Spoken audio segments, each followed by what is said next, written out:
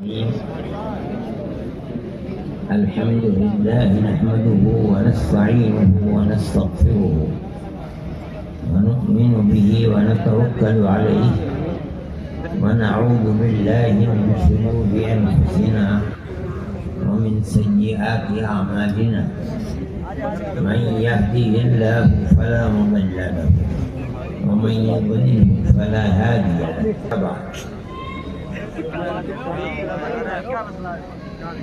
ہندوستان کی آزادی اس کا مطلب ہے کہ 250 سال تک غلامی کی پستی کے اندر پڑے ہوئے لوگ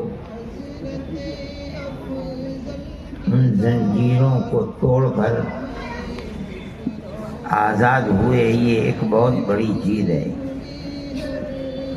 غلامی تو غلامی ہی ہے،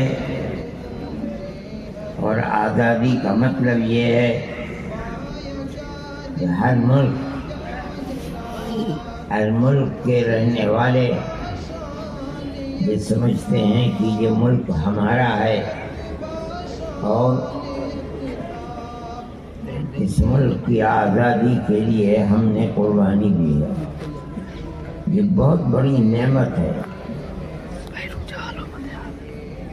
ملک کی غلامی کا طوق ہمارے گلوں کے اندر پڑا ہوا تھا، اور اس پر تقریباً 250 سال گزرے. ایک دوسری قوم نے بہت دور سے آ کر سب سے پہلے سن 1757 کے اندر بنگال میں سراج الدین کی حکومت کو ختم کیا. پھر وہاں سے ہوتے ہندوستان کے مختلف نوابوں کی حکومتوں کے اوپر فیصلہ کیا، اور آخر میں آ کر کے 1803 کے اندر انہوں نے ملک کے اوپر اپنے مکمل اختیار کا ڈنڈورا پیٹ دیا. 1799 میں ٹیپو سلطان کی شہادت ہوئی. ان کے جسم کے پاس کھڑے ہو کر کے، مردہ جسم کے پاس، انگریز کرنل نے کہا تھا کہ آج اس کی موت کے بعد ہندوستان ہمارا ہے. نوابین بہت تھے، لیکن انگریز یہ سمجھتا تھا کہ ان کو اپنے مقصد کے مطابق استعمال کرنا ہمارے لیے ممکن ہے، لیکن ایسی ذات جو کسی صورت میں غلامی کو قبول نہیں کر سکتی، وہ صرف سلطان کی کوئی شخصیت تھی. چنانچہ یہی ہوا. ہر شخص اپنے بزرگوں کی تاریخ کو یاد کرتا ہے.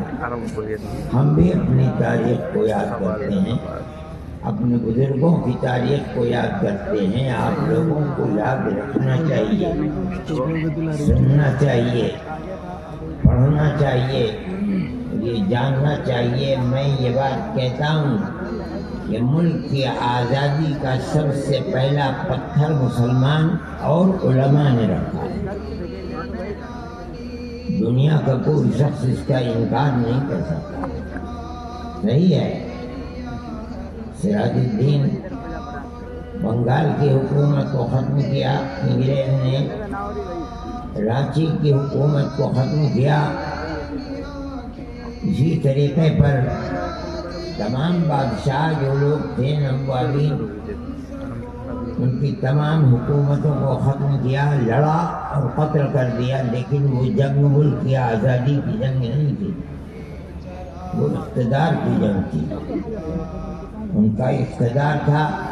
انگریز آیا اور ان کے اقتدار کے اوپر اس نے تلوار رکھی، اور وہ ان کے اقتدار کو چھیننا چاہتا تھا، مگر وہ لڑے اور لڑ کر ہار گئے، قتل ہو گئے. ہمیں اس سے کوئی بحث نہیں ہے.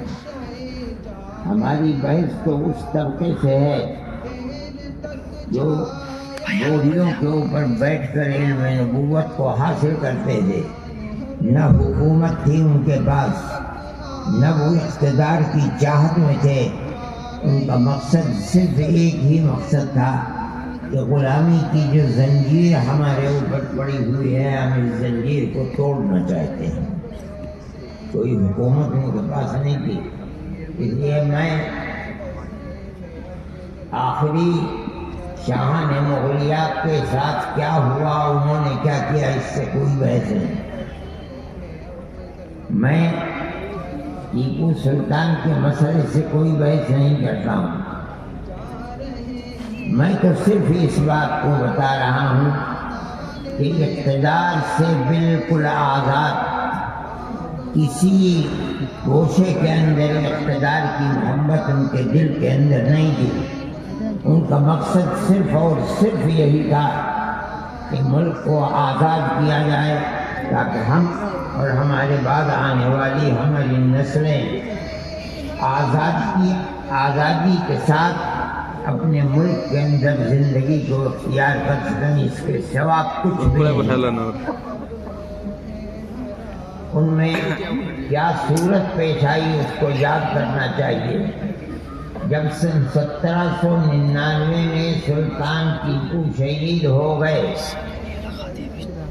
2-3 سال کے اندر ملک کے جتنے نواب تھے سب کی چھاتی پر سوار ہو کر کے ان کو بھی انگریز نے اپنا غلام بنا لیا.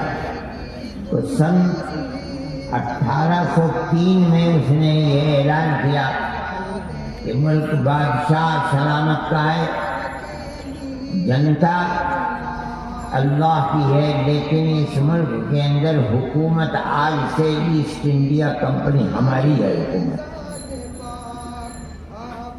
ملک کی تقدیر یہاں سے آ کر کے بدلی ہے. جہاں وہ اعلان ہوا ہے کہ ہم حاکم ہیں، ہندوستان کا ہر شخص، ہندو ہو، مسلمان ہو، سکھ ہو، پارسی ہو، سب ہمارے غلام ہیں. کسی کے اندر ہمت اور جرأت نہیں تھی کہ انگریز جیسی حکومت کو زبان کھول کر کے یہ کہتا کہ تم غلط کہہ رہے ہو، ہم آزاد ہیں، ملک ہمارا ہے. بڑے بڑے نوابین راجا مہاراجا تھے، سب کو سانپ سونگھ گیا، کوئی کچھ نہیں کر سکا. آپ اپنی تاریخ کو پڑھیے. اسی دن حضرت شاہ ولی اللہ صاحب محدث دہلوی کے بیٹے حضرت شاہ عبدالعزیز صاحب محدث دہلوی نے یہ اعلان کیا کہ ملک غلام ہو گیا. آج ہمارا غلامی سے ملک کو آزاد کرنا ہر مسلمان کا فرض ہے. آپ اپنے بزرگوں کی اس تاریخ کو یاد کیجیے. اگر یہ نہیں یاد کرو گے تو تم اپنے مستقبل کو نہ بنا سکتے ہو، نہ تمہیں یہ پتہ ہے کہ تمہاری اس ملک کے اندر کیا خدمات ہے. یہ اعلان سب سے پہلے ایک عالم نے کیا ہے. شاہ عبد القادر صاحب، شاہ عبدالعزیز صاحب کا مدرسہ تھا، اس کے آثار آج بھی ہیں.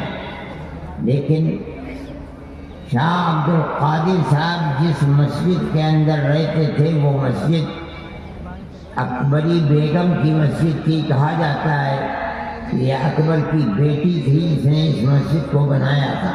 لال قلعہ اور جامع مسجد کے درمیان میں تھی یہ مسجد. یہاں بیٹھ کر کے اکابر نے، ان علماء نے ایک عام فیصلہ کیا کہ ملک آج غلام ہو گیا، اس کے لیے جہاد آزادی ہر فرد کا فرض. آپ اپنی اس تاریخ کو نہیں جانتے. کوئی شخص بڑے سے بڑا نواب اور بڑے سے بڑا راجا اپنی زبان کے اندر یہ طاقت نہیں رکھتا تھا کہ یہ کہہ دے کہ ملک کی آزادی کے لیے جہاد کر رہے ہیں. یہی بوڑھیا نشین لوگ تھے جنہوں نے یہ بات کہی. انہیں اس کی سزا ملی. ان کی جائیدادوں کو قرق کر لیا، ان کے مدرسوں کو ویران کر لیا. جس مسجد کے اندر سے اعلان کیا گیا تھا اس مسجد کو توڑ کر دفن کر دیا گیا. کس جرم کے اندر؟ یہ کیسے کہہ رہے ہیں کہ ملک کی آزادی ہمارا کردار ہے، ہمارا فرض ہے، ہم ملک کو آزاد کریں گے؟ ان کو اپٹن ایک چیز لگا دی گئی جسم میں، جس کو ان کا جسم سفید ہو گیا. ان کو ایسا زہر کھلایا گیا جن سے شاہ عبدالعزیز صاحب محدث دہلوی کی آنکھیں کی بینائی چلی گئی اور وہ اندھے ہو گئے. شہر بدر کر دیا گیا، لیکن کسی طرح سے پھر اس کے بعد وہ دہلی چلے آئے. آپ کو معلوم نہیں، ان کے بارے میں یہ چیز مشہور ہے کہ وہ تپتی تپتی دھوپ میں جامع مسجد کے تپتے ہوئے پتھر کے اوپر، آپ نے دیکھا ہوگا پتھر ہے، ننگے پیر اس کے اوپر دوڑا کرتے تھے. یہ کیا تھا؟ ملک کی آزادی کی جہاد کے لیے اپنے آپ کو تیار کرتے تھے. یہ آپ کے بزرگوں کی تاریخ ہے جس کو آپ نہیں جانتے. یہ اعلان ہی نہیں کیا انہوں نے، بلکہ اپنے شاگرد ایک اور ایک ان کے خاندان کے ایک فرد سید احمد شہید بریلوی، جو حضرت علی میاں صاحب مرحوم کے آباء و اجداد میں ہیں، تقیہ رائے بریلی کے رہنے والے تھے، اور شاہ اسماعیل شہید رحمۃ اللہ علیہ، ان دونوں کو تیار اپنی زندگی کے اندر کر دیا ہزار مصیبتوں کے باوجود. حضرت شاہ عبدالعزیز صاحب محدث دہلوی 1824 کے اندر انتقال فرما گئے رحمۃ اللہ علیہ، لیکن اپنے 2 شاگردوں کو تیار کر رہے تھے. ان لوگوں نے پورے ہندوستان کا دورہ کیا. آج کی طرح نہ ہوائی جہاز سے، نہ اور کوئی راستہ تھا. جہاں دریا تھے وہاں کشتیوں کے اندر سفر. ان کا مظفر نگر تک آنا یہ ثابت ہے، اور گھوڑوں کا باندھنا وہاں رہنا یہ بھی ثابت ہے. بلکہ بالکل جنوبی ہندوستان میں کیرلا تک پہنچنا یہ بھی ثابت ہے تاریخ سے. کیوں سفر کیا؟ کوئی کاروبار تھا ان کا؟ نہیں. انہوں نے مسلمانوں کو یہ بتایا کہ تم غلام ہو گئے ہو، تم اپنی غلامی سے آزادی کس طرح حاصل کر سکتے. یہ تمہارے آباء و اجداد کی تاریخ ہے. غازی پور گئے، وہاں ایک شخص نے کہا کہ میں اپنی اولاد کو دیتا ہوں اسی لیے تاکہ وہ اپنے آپ کو جہاد میں آپ کے ساتھ کر کے اور شہید ہو جائے. چنانچہ خدا نے اس کی بات کو قبول کر لیا، اور اس نے بہت بڑی رقم جو آج 50 کروڑ روپے کے برابر ہو سکتی ہے حضرت شاہ صاحب کو دی. چنانچہ جو لوگ بالاکوٹ کے میدان میں شہید ہوئے ہیں، غازی پور کے اس جوان کا بھی ذکر ہوتا ہے. باپ نے جو نیت کی تھی اللہ نے اس کی نیت کو قبول فرما لیا. میرے بھائی، سب سے پہلی آواز مسجد سے ہوتی، اس مسجد کو شہید کر دیا گیا. آج بھی اس مسجد کے نشانات موجود ہیں، اور اتفاق یہ ہے 6 7 8 سال پہلے پتہ نہیں کس جگہ کس وقت کھود رہے تھے، اس مسجد کے آثار آ گئے.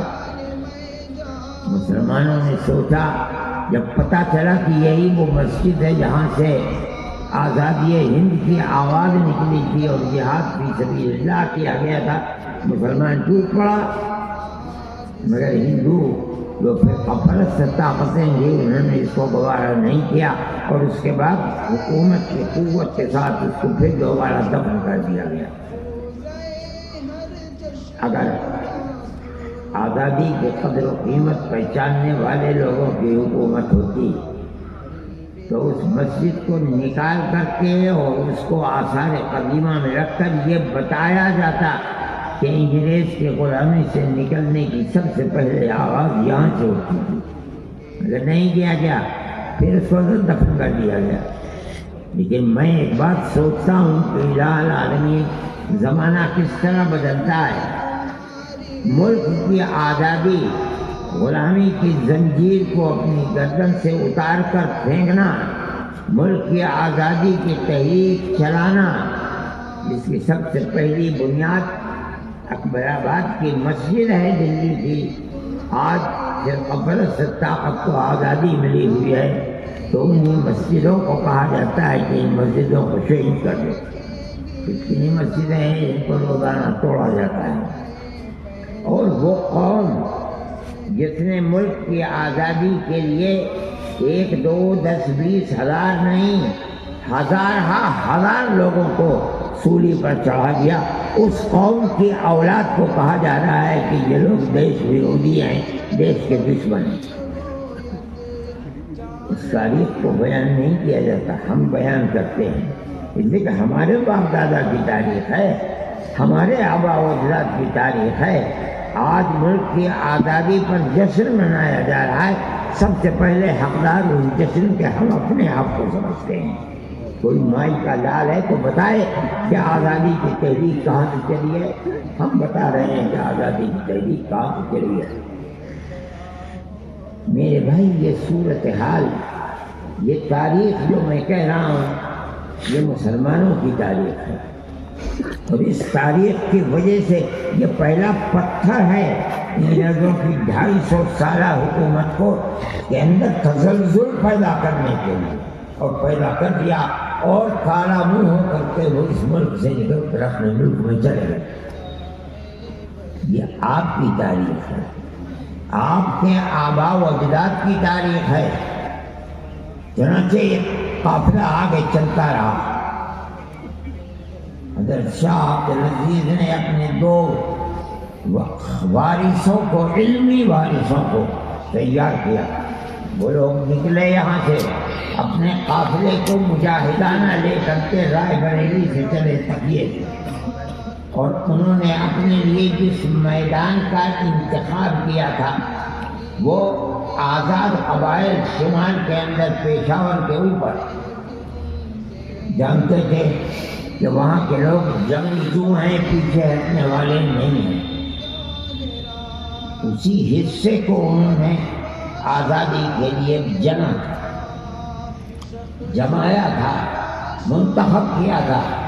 چنانچہ اس انتخاب کا فائدہ ہوا، وہ لوگ لڑتے رہے، مرتے رہے، لیکن خدا کی قدرت ہے کہ اس سے نچلا حصہ جو تھا بالاکوٹ کا، یہاں بغاوت شروع ہو گئی۔ بغاوت کرنے والے مسلمان نہیں تھے، وہاں جنگ ہوئی، اور اس جنگ کے اندر دونوں کے دونوں شہید ہو گئے۔ آج بھی راولپور ان کا مزار ہے بالاکوٹ کے اندر، اگرچہ میں وہاں کوشش کے باوجود نہیں جا سکا، لیکن میرا جی چاہتا تھا کہ میں جایا کرتا تھا، جوان تھا پاکستان، تو میں ان کے قبر پہ اتر جاؤں، میں نہیں جا سکا۔ لیکن وہ قبریں میں نے سنا ہے کہ آج بھی موجود ہیں، یہ ہمارے آبا و اجداد کی تاریخ ہے۔ لیکن ان دونوں کے شہید ہونے کے بعد ظاہر ہے کہ میدان جنگ کا رخ تبدیل ہو گیا۔ اس تبدیلی کے بعد جو لوگ شہید ہوئے، لیکن جو لوگ بچ گئے ان میں جو لوگ پٹنے کے رہنے والے تھے، ایک بڑا طبقہ وہ تو وہیں رہ گیا اور برابر انگریز کے ساتھ لڑتا رہا۔ جو دوسرے لوگ تھے وہ وہاں سے نکلے، اور اب آ کر کے انہوں نے سن 1857 کے بعد دلی کو اپنا مرکز بنایا۔ سن 1857 نہیں، سب سے پہلے جو جنگ ہوئی ہے 1832 بہاولپور، جب وہاں شکست ہو گئی بالاکوٹ کے میدان میں، وہ لوگ بھاگے 32 سے، اور آ کر کے 57 تک وہ جمع ہوئے۔ انہوں نے ہندو اور مسلمانوں کو آزادی وطن کے لیے جمع کیا۔ یہ آپ کی تاریخ ہے۔ اور پھر سن 1857 میں بغاوت کی، اس کے اندر ہمارے اکابر حضرت گنگوئی، حضرت نانوتری، ان کے پیر و مرشد مولانا حاجی امداد اللہ صاحب مہاجر مکی، مولانا منیر الدین صاحب، یہ لوگ اس کے ہیرو تھے۔ ایک جگہ تو انہیں کامیابی مل گئی شاملی کے اندر، مار دیا، بھگا دیا اور تو کھانا لے کر کے آ گئے. لیکن انگریز نے اپنی طاقت اپنے بل کے پر نہیں بلکہ ہندوستان کی وہ قوم میں وہ لوگ جو ان کے ملازم تھے، نمک خوار تھے، ان کو سب کو آگے کھڑا کر دیا. سن 1857 کے اندر بھی بہت قتل و غارت کری ہوئی ہے، لوگ جانتے بھی نہیں ہیں. میں پرسوں نرسوں مرادآباد میں تھا، میں قبرستان امام گنج شہیدوں کا خزانہ، یہ قبرستان وہی ہے جو سن 1857 میں جو مسلمانوں کو انگریز نے قتل کیا تھا ان کی لاشوں کو وہیں رکھ کر کے قبر کے اندر دفن کیا گیا. اس کا نام ہی پڑ گیا گنج شہیدہ. نواب منظور خان یہ مراد آباد کے نواب تھے، انگریزوں نے ان کو پکڑ لیا، وہ انگریز کے مخالف تھے. تو بعض لوگ تو کہتے ہیں انہیں زندہ کو بھٹی کے اندر ڈال دیا گیا، مر کے جلا گیا. بعض لوگ کہتے ہیں کہ ان کو زندہ ان کے جسم کو انگریز نے رسی سے اپنے گھوڑے کے پیر میں باندھ کر اور اس کو دوڑایا، ان کے جسم کے ٹکڑے ٹکڑے ہو گئے. اور مسلمان کی تاریخ ہے، تم نے کیا کیا، تمہارے آباء و اجداد نے اس ملک کے لیے کیا کیا ہے. جس قوم کو اپنے آباء و اجداد کی تاریخ یاد نہیں اور معلوم نہیں، وہ قوم کچھ بھی نہیں کر سکتی، فنا ہو جائے گی. یہاں میرٹھ کے اندر جن لوگوں نے 1857 میں مخالفت کی ہے، 151 یا 152 لوگوں کو پھانسی پر چڑھایا گیا. مورخین کہتے ہیں ان میں اکثریت علماء کی تھی. سن 1857 کے اندر صرف دلی کے اندر 32 یا 33 ہزار مسلمانوں کو پھانسی پر چڑھایا گیا. کون مسلمان جس کی شکل و صورت سے یہ پتہ چلتا تھا کہ یہ عالم دین ہے؟ انگریز یہ جانتا تھا کہ جب تک ان کا بیج مار نہیں دیا جائے گا تب تک ہم حکومت ملک کے اوپر نہیں کر سکتے.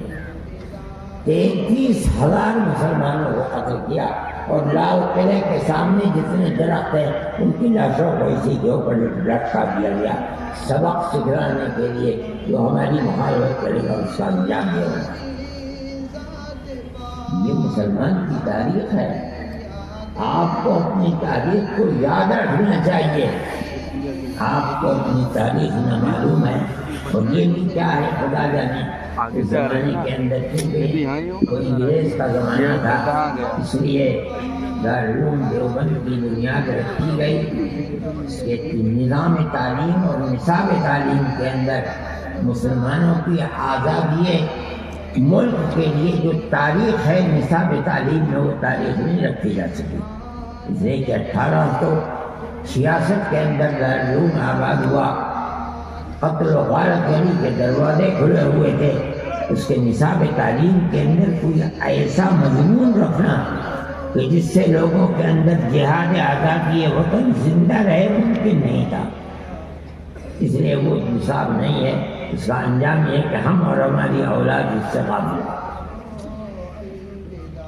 سنیے 1857 کے اندر جب اتنی بڑی تعداد قتل ہو گئی، اب مجاہدین آزادی ختم ہو گئے. آئندہ جہاد آزادی وطن کے لیے کون اٹھے گا اور کہاں سے لائیں گے لوگوں کو؟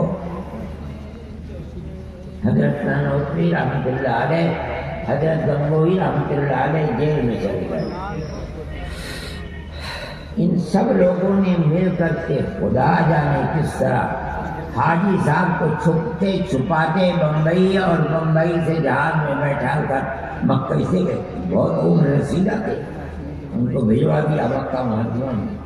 حضرت نانوتوی رحمۃ اللہ علیہ انگریز کی پکڑ سے رہے دیوبندی میں اور گلبردار میں، مگر ان کی پکڑ میں آ نہیں سکے.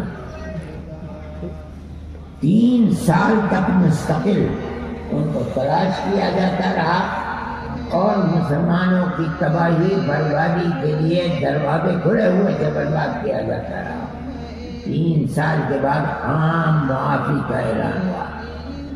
تب حضرت گنگوہی رحمۃ اللہ علیہ جیل سے نکلے اور حضرت نانوتوی رحمۃ اللہ علیہ باہر آئے۔ لیکن آپ دیکھیے یہ لوگ باہر آئے، ابھی تک دارالعلوم دیوبند کا کوئی وجود نہیں تھا۔ ان لوگوں نے عجیب و غریب ماجرا دیکھا۔ باپ ہزاروں کی تعداد کے اندر قتل کر دیے گئے، کچھ چھوڑ کر نہیں مرے۔ ماں اپنی عزت و ناموس کی حفاظت کیے ہوئے گھر میں بیٹھی ہے، گھر میں کھانے کے لیے کچھ نہیں ہے۔ اپنے بچوں کو باہر نکالا، بیٹا بھیک مانگ کر کے لاؤ، جو کوڑی 2 کوڑی پیسے 2 پیسے مل جائیں اس سے اپنا اور ہمارا گھر والوں کا پیٹ بھرے۔ اس صورتحال کے اندر مسلمان نے 1857 کے بعد اپنی زندگی گزاری۔ کیا مطلب ہے اس کا سمجھو؟ جب آزادی ملی اور آئے تو اس چیز کو دیکھ کر یہ نہیں ہوا کہ بیٹھ جاتے اپنے گھر کے اندر یا ہندوستان چھوڑ کر کسی دوسرے ملک میں چلے جاتے، یہی رہے۔ اور عجیب و غریب ماجرا دیکھا کہ چرچ کے لوگ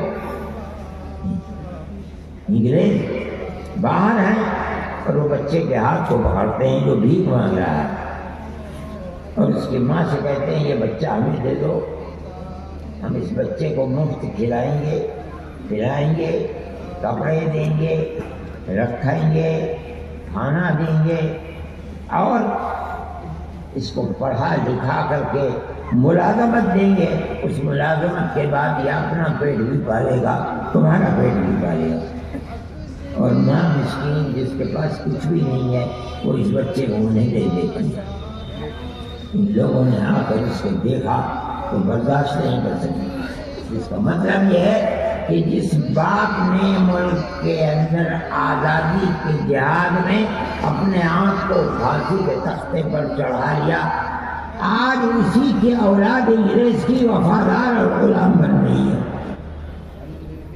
جو کھلائے گا پلائے گا رکھے گا اڑائے گا پہنائے گا، وہ اولاد انہی کے غلام بن کر دو پھر گی، اور جب اوپر بڑھے گی تو اس کو ملازمت بھی ملے گی۔ برداشت نہیں کر سکے یہ لوگ۔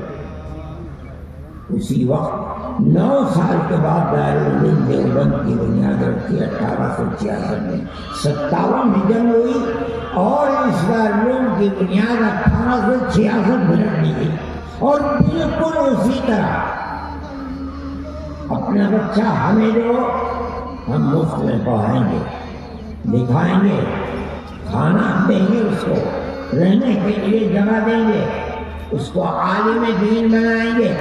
اس کا مطلب بھی اس کا باپ بھی انگریز کا دشمن تھا اور ملک کی جہادی کے لیے جہاد کے لیے مر گیا، جان دے دی۔ یہ بچہ بھی اسی کی جگہ کھڑے ہو کر کے انگریز کی غلامی نہیں، انگریز کے مقابلے میں جہاد کر رہا۔ یہ بڑی عجیب و غریب چیز ہے۔ دارالعلوم دیوبند کی بنیاد رکھنی صحیح ہے۔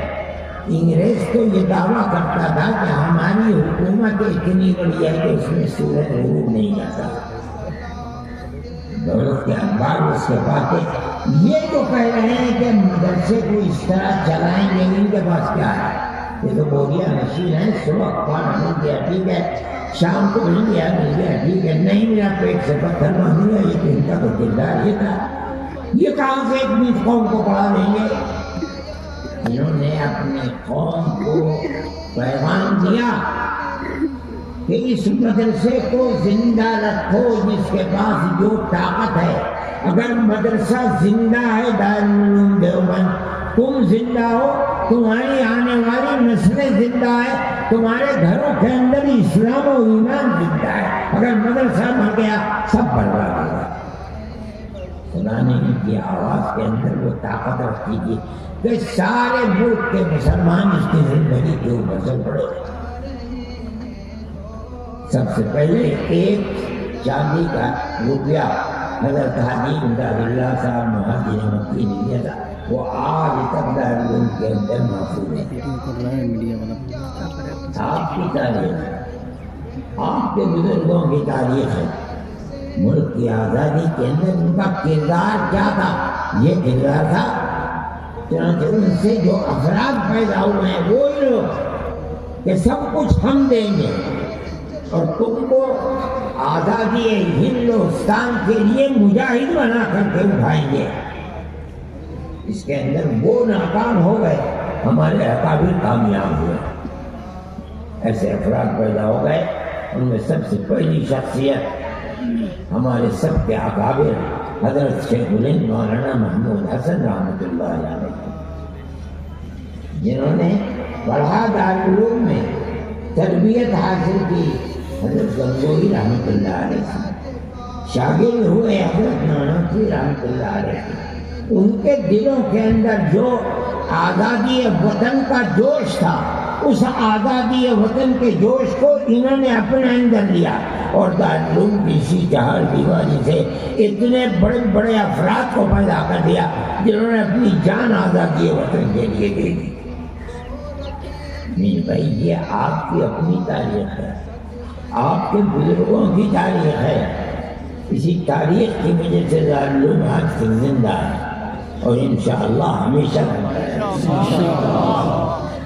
میں کہتا ہوں جتنے مدرسین ہیں وہ صرف تعلیم کے لیے ہی نہیں بنائے گئے تھے، بلکہ وہ آزادی وطن کے لیے مجاہد پیدا کرنا اصل مقصد تھا ان کا۔ مولانا مناظر حسن گیلانی دارالعلوم کے فاضل سے، حضرت شیخ الہند رحمۃ اللہ علیہ کے فاضل سے ہیں، وہ بیان کرتے ہیں حضرت شیخ الہند نے یہ کیا، میں جانتا ہوں کہ ان کا مقصد کیا تھا۔ حضرت شیخ الہند فرماتے ہیں حضرت نانوتوی کا مقصد کیا تھا دارالعلوم کو قائم کرنے کا؟ وہ یہ کہنا چاہتے ہیں کہ صرف تعلیم نہیں بلکہ ملک کی آزادی کے لیے مجاہد پیدا کرنا ان کا مقصد تھا، اور اس مقصد کے اندر وہ 100% کامیاب ہیں۔ حضرت شیخ الہند رحمۃ اللہ علیہ نے ایسی تاریخ اپنی پیش کی ہے کہ دنیا اس کی تاریخ کو پیش نہیں کر سکتا۔ ٹھیک ہے، بہت بڑے ہیرو ہیں مہاتما گاندھی، یقیناً ہیرو ہیں، لیکن اس تمام پوری تاریخ کے اندر آپ کو ایسا کوئی مجاہد آزادی نہیں ملے گا جس نے ملک سے باہر جا کر کے دشمن کی جیل کے اندر رہ کر کے اپنی زندگی کو فنا کیا ہے، کوئی نہیں۔ اگر ملے گا تو صرف شیخ الہند ملے گا۔ یہ ان کا کردار تھا، اپنی زندگی کو فنا کر دیا۔ مختصر سا آدمی، چھوٹا سا آدمی، بوڑھا آدمی، اگرچہ وہ بوڑھا آدمی زندہ ہے مگر وہاں کی سردی کے اندر اس کی زندگی بڑی مشکل تھی، اور یہی ہوا کہ 3 سال 4 مہینے جیل کے اندر رہ کر جب ہندوستان آئے ان کے اندر سکت نہیں تھی، لیکن میں اس شخص کے اندر جو آگ تھی ملک کی آزادی اور جہاد کے لیے، میں اس کی بات آپ کو سناؤں، آپ کو تعجب ہوگا۔ مسٹر مسکن جو گورنر اتر پردیش سے تو آب ہو گیا، صوبہ جات متحدہ کا گورنر تھا، مسکن کہا کرتا تھا، اس کو یاد رکھیے کہ اگر شیخ الہند کو جلا کر راکھ کر دیا جائے تو اس راکھ سے بھی انگریز کی دشمنی کی دعائی دی۔ ایسا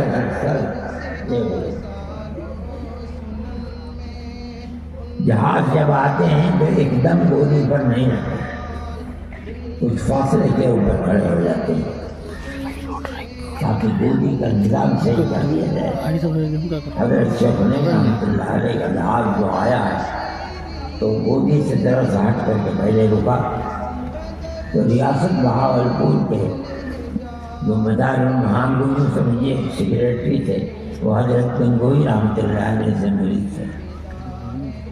انگریز نے انہیں تیار کیا اور یہ کہا کہ جاؤ جا کر کسی اپنین کو اس کے لیے تیار کرو کہ اب آ گئے چھوٹ کر کے، اب اس تحریک کو چھوڑ دیں اور گھر میں بیٹھے ہیں اور دارالعلوم کے اندر پڑھائیں۔